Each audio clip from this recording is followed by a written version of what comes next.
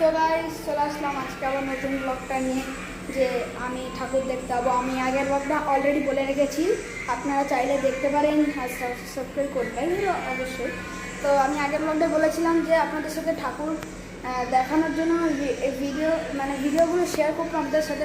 এখন চলে আসলাম ফাইনালি। আর আমার ফ্যামিলিগুলো এখন আমি মামার বাড়িতেই আছি। এখন ফ্যামিলি রেডি হচ্ছে আর আমি রেডি অলরেডি আছি। আর কিছুক্ষণের পরের মধ্যেই আমরা বেরিয়ে যাব। তো আপনারা বেশি করে লাইক করবেন আর সাবস্ক্রাইব করবেন। আমি ভিডিও বানাচ্ছি আপনাদের জন্য। আর যারা কর্মসূত্রে বাইরে থাকেন তারা প্লিজ তাদের জন্য বিশেষ করে এই ভিডিওগুলো বানাচ্ছি। আপনারা যদি বেশি করে লাইক সাবস্ক্রাইব করেন তাহলে একটু ভালোই হয়। করে দিন না গাইস, কী প্রবলেম। তো আমি যখন বেরোবো আর কি 10-15 মিনিট লাগবে রেডি হয়ে যেতে, ওরা বেরিয়ে যাবো, তখন আপনাদের জন্য আবার ভিডিওগুলো দেখাবো।